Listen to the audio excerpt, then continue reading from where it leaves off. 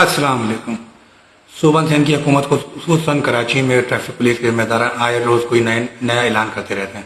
ابھی نئے اعلان کے مطابق کراچی میں 20 بڑی مرکزی شاہراہوں پر 3 سیٹر یا ایکسٹرا سیٹر رکشہ چلانے پر پابندی عائد کر دی گئی ہے۔ ان سے کوئی بھی یہ سوال پوچھنے کا حق رکھتا ہے کہ اس کی نوبت کیوں آئی ہے؟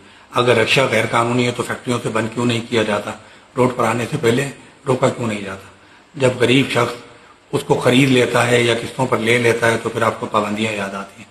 کسی قسم کی کہیں قانون کی خلاف ورزی ہو رہی ہے تو اس کا نوٹس لیا جائے اور اس کے حوالے سے قانونی کارروائی کی جائے۔ لاکھوں لوگوں کی سواری جس سے لاکھوں لوگوں کا روزگار وابستہ ہے اور لامحالہ لاکھوں لوگ ان رکشوں سے سفر کرتے ہیں، کیونکہ سندھ میں تو ٹرانسپورٹ کا کوئی متبادل انتظام نہ ہونے کے برابر ہے اور کوئی ایسی سہولت میسر نہیں ہے جو کہ عام عوام کو پبلک ٹرانسپورٹ کی بہترین سروس فراہم کر سکے اور کراچی کے کروڑوں عوام اس سے مستفید ہو سکیں۔ اس حوالے سے بہت ویکیوم ہے۔ اگر حکومت رکشہ چلانے کو یا اس کو سسٹم کو اچھا نہیں سمجھتی تو لوگوں کو متبادل اس حوالے سے ٹرانسپورٹ کا بندوبست کر کے دے، رکشہ والوں کو بھی متبادل روزگار فراہم کرے تاکہ ان کے مسائل حل ہو سکیں۔ یہ ایک بجنبش قلم، ایک اعلان سے، ایک نوٹیفیکیشن سے آپ غریب کا روزگار بند کر دیں، کاروبار بند کر دیں تو اس سے کبھی بھی مسائل حل نہیں ہوں گے، بلکہ مسائل بڑھتے رہیں گے۔